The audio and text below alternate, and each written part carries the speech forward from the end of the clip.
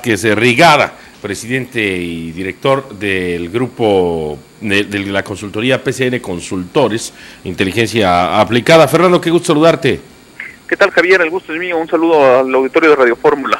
Bueno, pues a las 0 horas del día de mañana, a las 24 horas del día de hoy, estaremos teniendo, Fernando, el cambio de gobierno. Y hoy, por ejemplo, en el espacio de Toño Nemidip, te comparto al mediodía, decía, más allá de lo que se trate, por lo pronto entraremos con un ánimo renovado a una nueva etapa.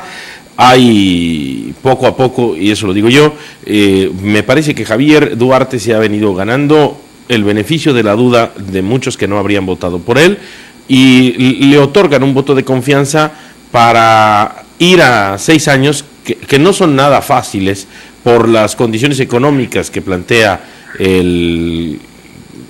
la situación económica del Estado, la situación económica del país y los retos que se presentan.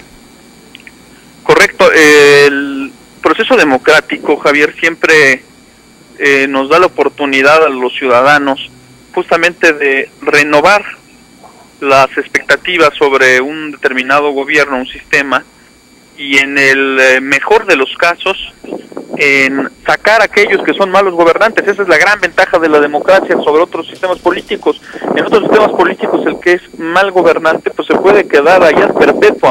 Aquí tenemos la posibilidad de irlos renovando y sacando por las buenas de manera frecuente. Efectivamente, diría que Javier Duarte comienza su gestión con un gran reto. Me parece que si revisamos la historia contemporánea de Veracruz, son pocos los gobernadores que han entrado con unos desafíos tan importantes como los que va a enfrentar Javier Duarte. Ya mencionabas tú la cuestión económica, en donde tenemos una economía a nivel nacional que no acaba de arrancar, que no termina de levantar, y eso evidentemente está haciendo una presión importante sobre las finanzas de los estados. Pero por otro lado también tenemos una situación financiera compleja dentro del propio aparato gubernamental, dentro del estado veracruzano, es decir, también se incluyen aquí a los municipios, y ciertamente también una presión social importante por los retos que implica renovar toda la infraestructura y el patrimonio de las personas que lo perdieron en el reciente huracán, Javier. ¿Cómo tiene que integrar el gabinete que hoy se da a conocer Javier Duarte de Ochoa? ¿Cómo lo tuvo que haber integrado, Fernando? Bueno, me parece que ese es el primer gran mensaje y el gran reto, la primera gran prueba que tendrá que pasar Javier, es la integración misma de este gabinete. En primer lugar, yo te diría que tendría que ser un gabinete con mucha preparación, con gente con mucha experiencia, con lo cual la preparación la pueden tener personajes jóvenes, la experiencia lo tienen políticos maduros, y debe haber ese equilibrio con gente que sea conocedora de sus ramos y que no necesariamente respondan a un vínculo de un circuito ni partidista ni de amistad, sino pues ahora sí rodearse de los mejores veracruzanos, que nos manda un mensaje muy claro de que va a haber un gran profesionalismo, orden en el gobierno, es decir, un poquito el contraste con el gabinete actual que termina, que si me permites, en el mayor beneficio que le podamos dar, yo lo calificaría de mediocre.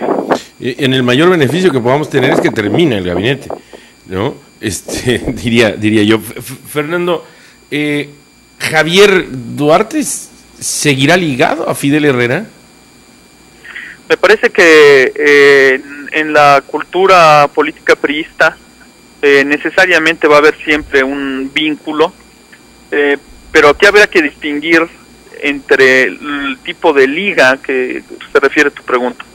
Me parece que Javier Duarte, los que tenemos el privilegio de conocerlo, sabemos que es una persona de lealtades, de agradecimiento, pero es una persona también de decisiones, con una gran personalidad, liderazgo propio, y que ha calibrado muy bien la situación política del Estado, y en ese sentido a mí no me queda la menor duda de que el gobierno que se inaugura el día de mañana será un gobierno totalmente independiente, autónomo, y que tendrá su propia visión, su propio ritmo, y sin duda muchas sorpresas que aguardar para Veracruz. Es decir, estamos de cara a un evidentemente nuevo gobernador que en el llamado ejercicio del péndulo estará mostrando una nueva cara, una cara que tendrá que tener elementos como los que tú has referido, profesionalismo, que creo que es la parte más importante, para poder ejercer la labor gubernamental en él, en todo su equipo, y una visión de futuro, ¿no? Creo que sí. Veracruz me parece que requiere justamente eso, ampliar sus miras, no solamente en una perspectiva cronológica, como bien lo señalas. Veracruz llega tarde a la cita con el siglo XXI, pero también ensanchar esa mirada.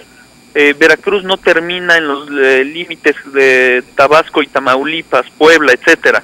Es mucho más amplio. Tenemos una frontera marítima con los Estados Unidos, con el Golfo de México, tenemos conexiones con Europa, con Brasil, que en breve será la quinta economía del mundo, con todo el este de los Estados Unidos, y me parece que de pronto no ocurre nada. Me parece que al menos en estos 6 años hubo una especie de ensimismamiento político, económico de Veracruz, en donde pues nos encerramos en nosotros mismos. Esto no puede proseguir. Si algo nos ha enseñado la historia, Javier, es que la globalización perdona muchas cosas, menos perder el tiempo y la ingenuidad, y me parece que hemos tenido una dosis de ambos en este último periodo. Es decir, el augurio que tú ves en el trabajo de Javier Duarte es bueno. Sin duda alguna. Yo creo que la renovación generacional siempre ha sido productiva en el país, eso nos lo enseña la historia.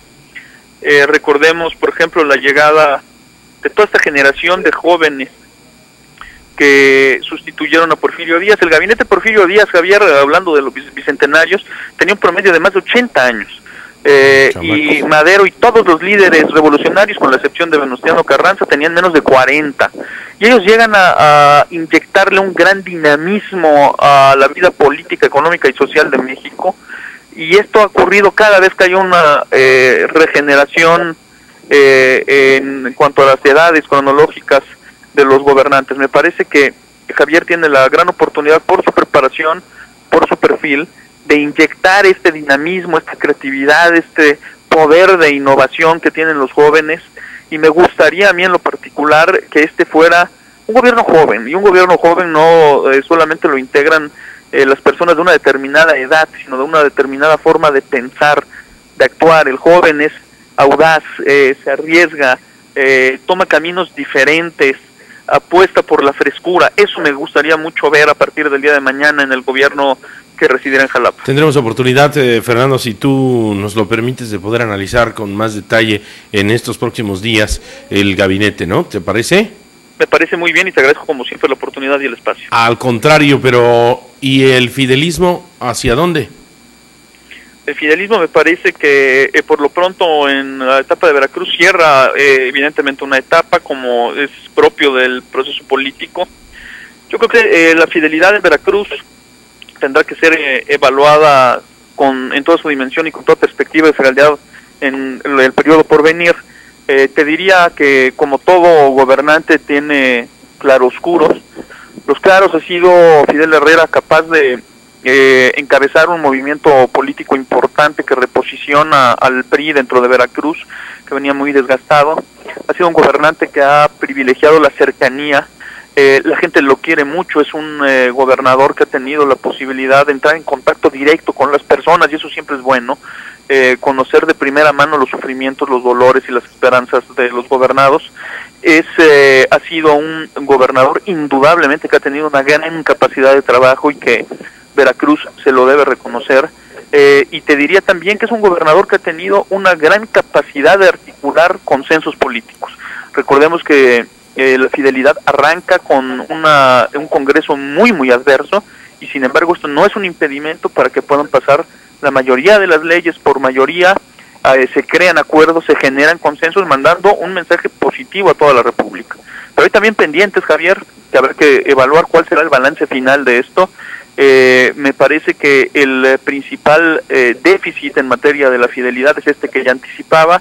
Fidel Herrera fue un gobernador que, pese a sus virtudes, concentró el poder alrededor de su persona, y que por tanto tenía un gabinete bastante mediocre, en donde muchos de los secretarios pues básicamente no tienen nada que informar después de 6 años, y en donde finalmente se refleja en el orden y en la eficiencia de las políticas públicas, que en muchos casos me parece que estuvieron ausentes. Eran más impulsos, en muchas ocasiones adecuados de la visión del gobernador, más no una visión de organización